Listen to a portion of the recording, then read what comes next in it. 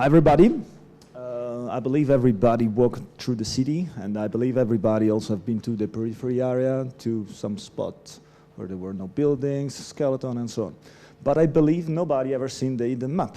So, before saying something about it, I'd like to show you this video.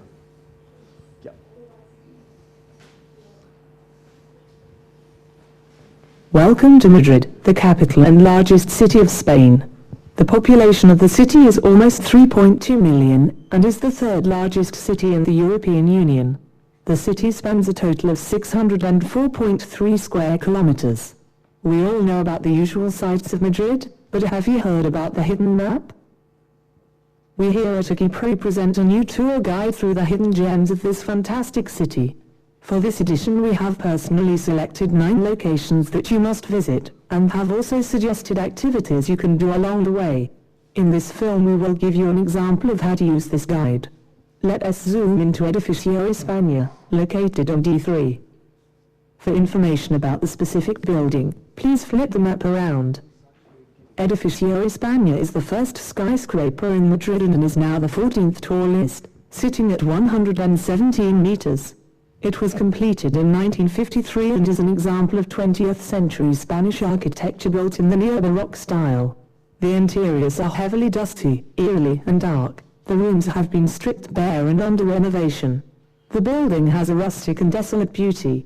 Operators and staff that monitor the building say that a ghost lives on the 14th floor as it now has been empty for several years. The Chinese investor Wang Jinling has bought it and is planning to develop it in the near future. Now to enter this premise, it will require some planning, climbing and preparing. The ideal times are when there are the least people. That would be early mornings at 4 a.m. weekdays. There is a wooden panel on one of the windows on Calle Maestro Guerrero, closer to the Calle San Ignacio de Loyola side. The chrome tiles cladding the air conditioners are ideal to grab onto and lift yourself up. The wooden panel requires some force, and once inside please place it back. When climbing up to the window, make sure that no one sees you, especially the police. We recommend you bring a torch, a mask and no heavy equipment. Once in there, do not use the lift and make sure you put the wooden panel back after you leave. We must warn you that this is a high-risk venture. You may not get in, or you may be caught and will be fined up to 30,000 euros. This endeavor is not for the faint-hearted and a high level of fitness is recommended. The nearest metro to get to Edificio España will be Plaza de España. Now let us move south to La Gavia Park, located in Vallecas, F5. This unfinished 394,612 square meter park is a hilly landscape. It is a project that escapes the hustle and bustle of the city center. Torrejos Park is dry, open and quiet. Although hardly like the original scheme, this area has now organically made its own charm. To enter this premise, the borders of this area are not clearly marked. However, there are areas where the fences around the park have openings. Just follow the fence until you find one. We recommend you to wear comfortable shoes, as we will warn you that this will be a long hike, so be prepared to walk. The nearest metro to the park is La Gavia. The top suggested activities are family picnics, a romantic date or time for some solitude. Just remember to bring a rug. At this location, you can sit on these mats to see the beautiful views of Vallecas. Just make sure you take your rubbish with you. All this information can be folded away into your pocket or viewed on your smartphone. For more of these hidden gems, please visit your nearest hostel, information center, or download the hidden map from www.archiprix.org. Like us on Facebook, Twitter and hashtag all the buildings that you see, and tell us what you think. Look out for edition 2, coming out soon.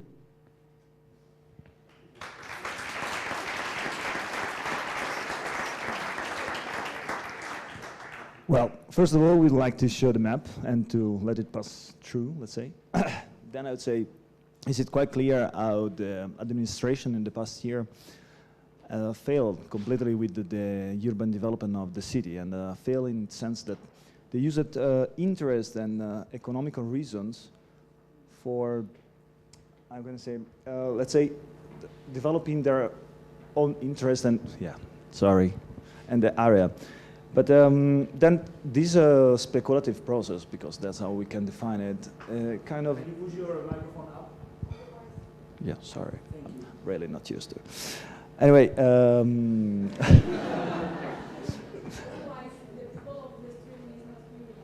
okay, sorry.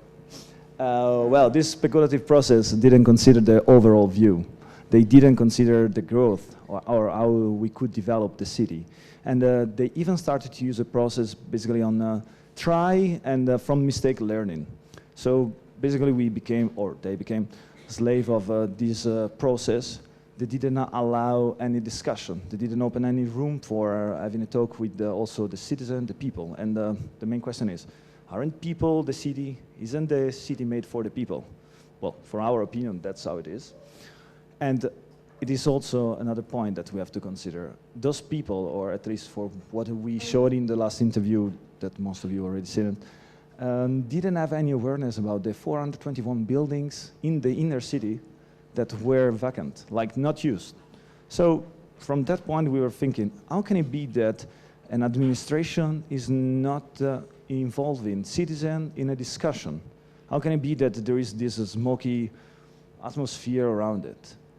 And our position was quite clear. Okay, maybe as architect, as a role of an architect, also because we are invited here to consider the middle-out urbanism, we should create a field where we open a discussion from the, let's say, bottom-up process, and we start to say, this is a common ground where we start a discussion where we say, as architect, what might be the quality, what it might be not the quality, what you can do with it, or how to reuse it. Because at the end, it's like we showed the inner and the peripheral area. And the peripheral area, they have around 200,000 citizens, or estimated around 200,000 citizens. And the growth of Madrid from 2008 to 2014 is actually -1%. So it means they created more units for no citizens, when they had quite a huge amount of spots that they could just have converted, and nobody knew. So what's the position of an architect? Or what's our position? Our position should be more criticize, or let's say declaring, look, this is the situation. Maybe you don't know about it. Maybe you don't know how to act on it. But we might be able of giving you some options, or we might be able of giving you some critics.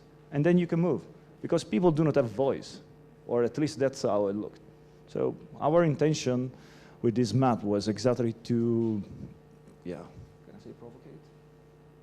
Provocate a bit, and say, giving awareness of what is the problem in the city from our point of view. And well, we hope that you enjoy the map. Thanks.